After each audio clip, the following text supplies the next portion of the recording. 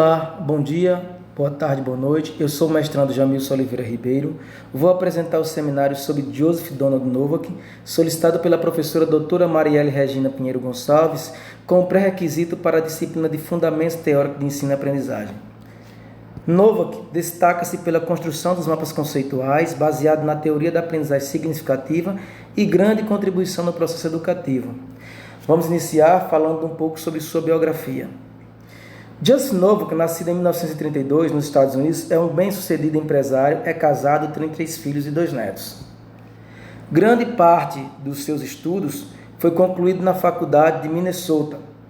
Ele formou-se em Ciências de Matemática em 1952 nessa universidade, concluiu o mestrado em Ciência da Educação em 1954, também nessa universidade, e concluiu sua graduação em Biologia e Ciência da Educação na Universidade de Minnesota também, em 1958.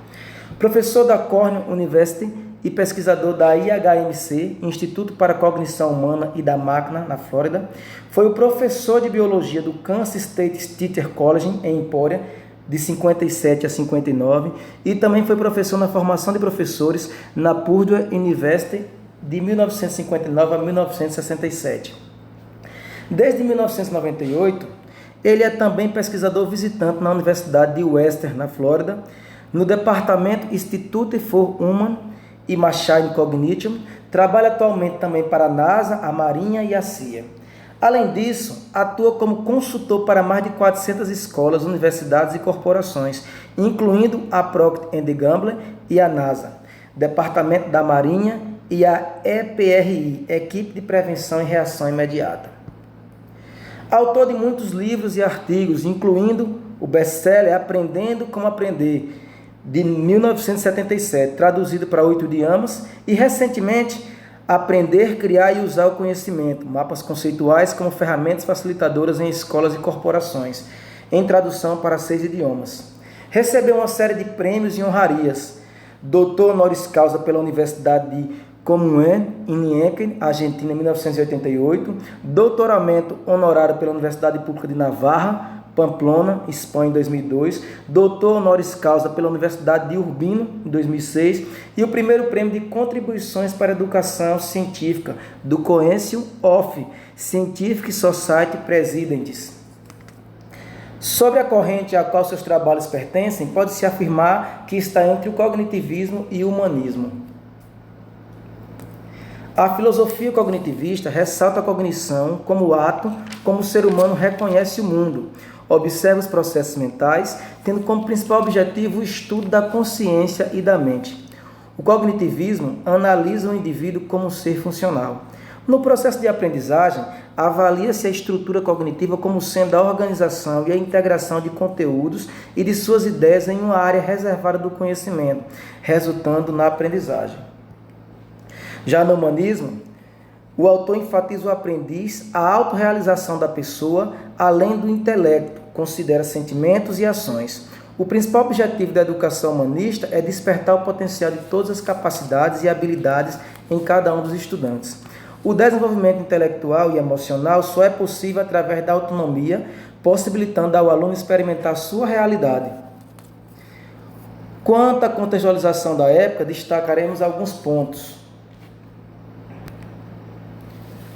Nos Estados Unidos, a partir do final da década de 1950, surgiu um vigoroso movimento de reforma educacional, que se estenderia ao longo de alguns decênios seguintes. Tal movimento também se traduziu numa tentativa de introduzirem reformas metodológicas nas escolas que enfatizassem a experiência e a capacidade analítica dos discentes, preparando-os melhor para enfrentar situações mais realistas e tomar decisões baseadas na análise de informações.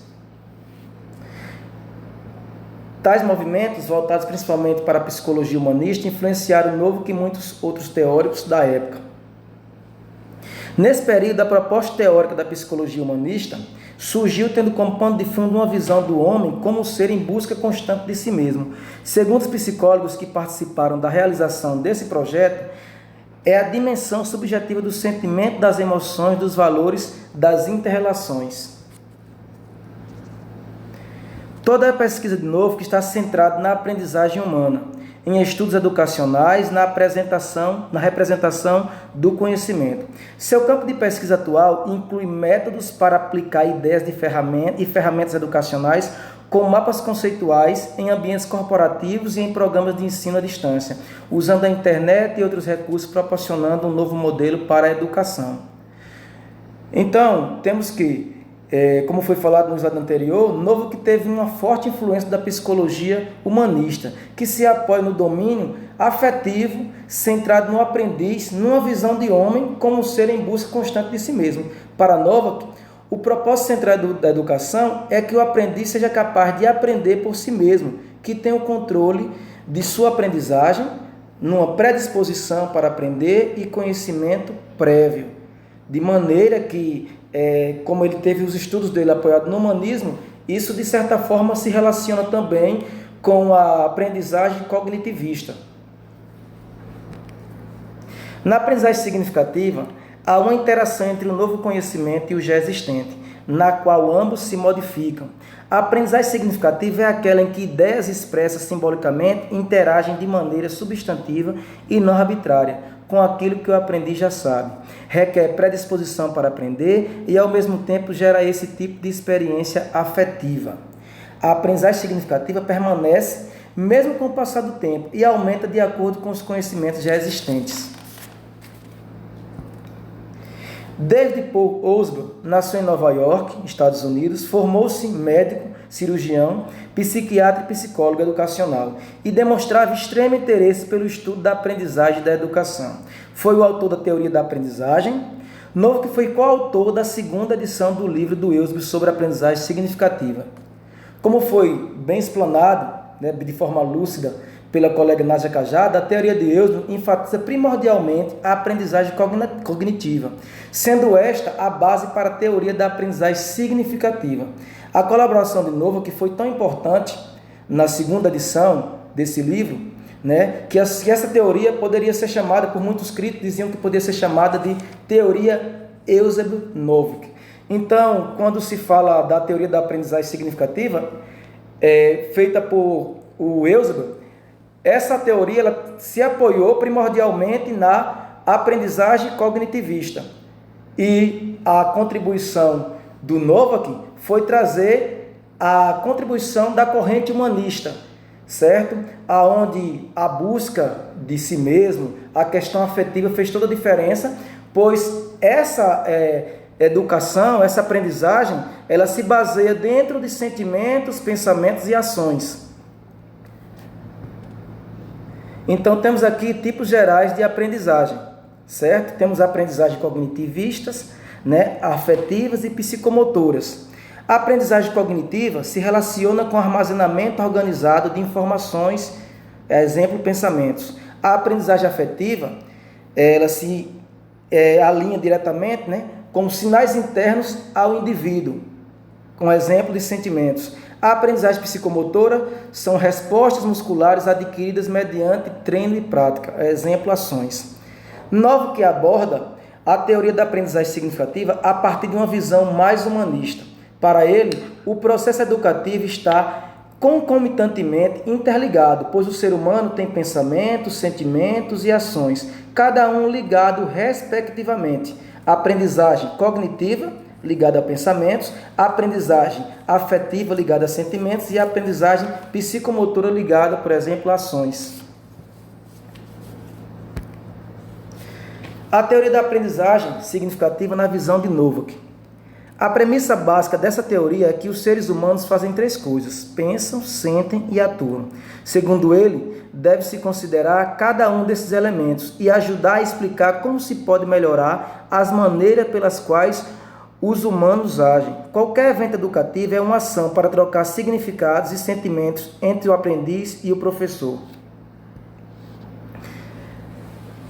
Explicando um pouco sobre mapas conceituais, lembrando que o uso dos mapas conceituais complementam a teoria da aprendizagem significativa.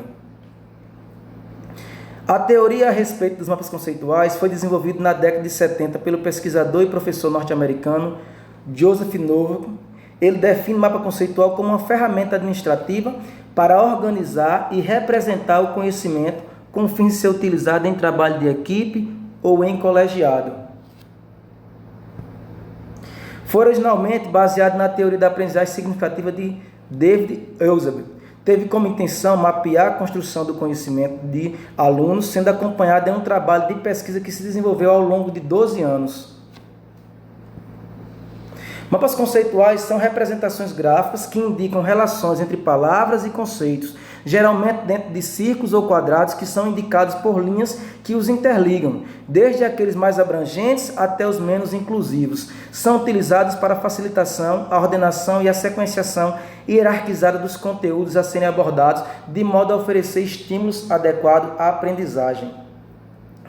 Então, a teoria dos mapas conceituais do Novak, ela veio para complementar a teoria da aprendizagem significativa do Eusebio, de maneira que ele aproveita todos os conceitos da aprendizagem cognitivista, a qual o Eusebio era apoiado, apoiava os seus estudos, e ele traz a questão da filosofia humanista, que aí complementa aqueles tipos de aprendizagem, que temos a aprendizagem cognitivista, que o Eusebio já trabalhava com ela diretamente, a aprendizagem afetiva e a aprendizagem psicomotora, onde ele diz que elas têm que estar interligadas, porque todo ser humano no processo educativo, ele vai pensar, ele vai sentir e ele vai ter ações.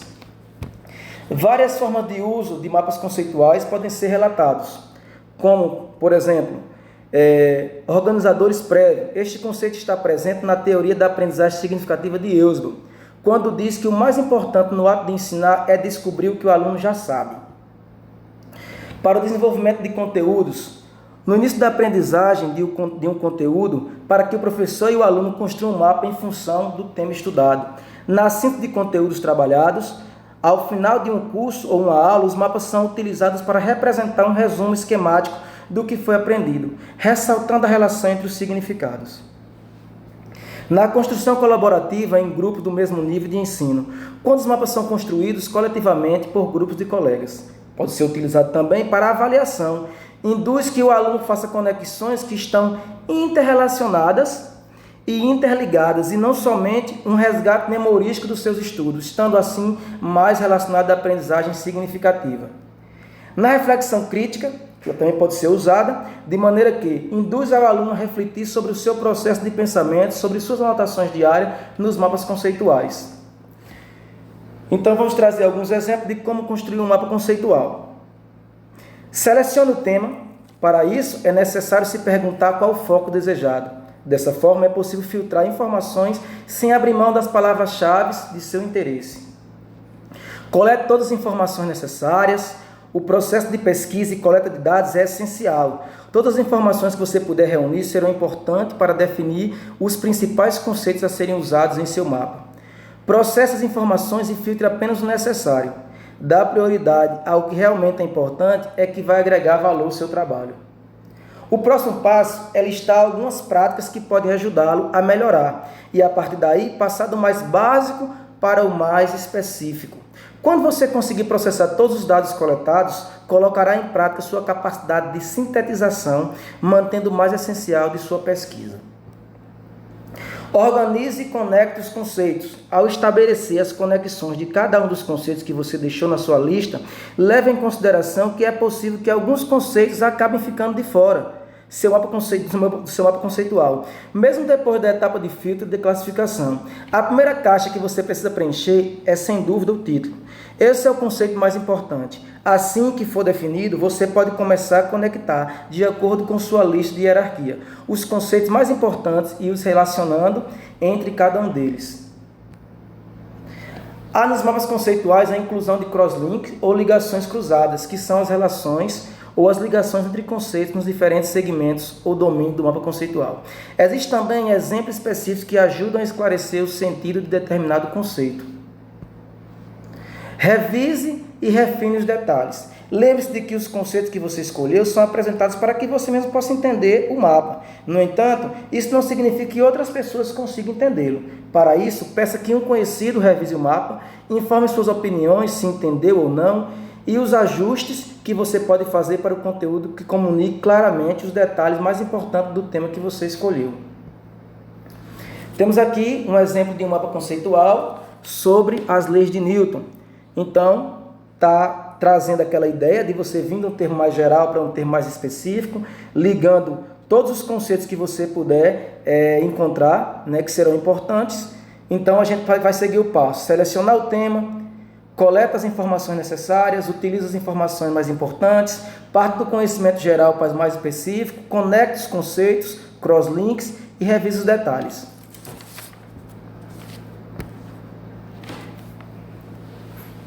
Mapas conceituais para avaliação. A ideia principal do uso de mapas conceituais na avaliação dos processos de aprendizagem é a de avaliar o aprendiz em relação ao que ele já sabe, a partir das construções conceituais que ele conseguir criar, isto é, como ele estrutura, hierarquiza, diferencia, relaciona, discrimina e integra os conceitos de um dado mini-mundo em observação. Aplicabilidade dos mapas conceituais. Para alcançar uma aprendizagem significativa, pressupõe-se que a criança precisa observar, estudar e refletir sobre o assunto, correlacionando o que já conhece para construir assim um novo conhecimento. Dados da pesquisa. Então, esses dados relacionam-se àquela pesquisa que foi citada anteriormente, que foi feita durante 12 anos, né, e que teve um grande êxito, comprovando a aplicabilidade e a eficácia dos mapas conceituais. Então, nesses dados, a partir do mapeamento, do momento que a criança consegue estabelecer ligações entre seu conhecimento prévio com as novas informações adquiridas, dando significados claros, diferenciados e estáveis, é possível afirmar que aconteceu a aprendizagem significativa. A partir dessa pesquisa, inicia-se a estruturação e aplicação do mapa conceitual de Joseph Donald Novick em 1972, na Universidade de Cornell, para acompanhar e compreender as mudanças do entendimento das crianças sobre a ciência e a relação de uma aprendizagem significativa. Após a realização e comprovação da pesquisa de Novick, os mapas conceituais começaram a fazer parte dos instrumentos utilizados nas academias para facilitar a construção do conhecimento dos estudantes. Diante de toda a pesquisa realizada, constatou que o exercício de elaborar mapas conceituais estimula a busca por relações significativas e diminui a chance da ocorrência de aprendizagem mecânica. Essa foi a contribuição para que a aprendizagem significativa se tornasse ainda mais significativa e consistente, aumentando a capacidade de construção do conhecimento. Até porque o objetivo dos mapas conceituais foi justamente esse, que a aprendizagem se tornasse de fato significativa, porque nem sempre a aprendizagem vai ser significativa. A busca é que ela seja significativa, então trazer elementos para que ela se torne cada vez melhor. Temos aqui mais um exemplo de mapa conceitual, partindo do conceito mais geral para o conceito específico, elaborando os dados, trazendo todas as informações necessárias, você consegue construir um mapa seguindo o passo a passo que foi dado anteriormente. Podemos utilizar os mapas conceituais como um instrumento de várias formas. Como organizadores prévios, este conceito está presente na teoria do Eusebio, quando diz que o mais importante no ato de ensinar é descobrir o que o aluno já sabe, a partir da identificação dos conhecimentos prévios, utilizar mapas conceituais para realçar estes conhecimentos ou introduzi-los caso não estejam presentes. Para o desenvolvimento de conteúdos, no início do aprendizado de um conteúdo, para que o professor e o aluno construam o mapa em função do tema estudado. Na síntese dos conteúdos trabalhados, ao final de um curso ou uma aula, os mapas são utilizados para representar um resumo esquemático do que foi aprendido, ressaltando a relação entre os significados. Na construção colaborativa em grupos do mesmo nível de ensino, quando os mapas são construídos coletivamente por grupos de colegas. Para avaliação, induz que o aluno faça conexões que estão interrelacionadas e interligadas, e não somente um resgate memorista de seus estudos, estando assim mais relacionado à aprendizagem significativa. Na reflexão crítica, induz o aluno a refletir sobre o seu processo de pensamento, sobre suas notações diárias nos mapas conceituais. Falaremos agora sobre a teoria de Schwaber dos lugares comuns da educação.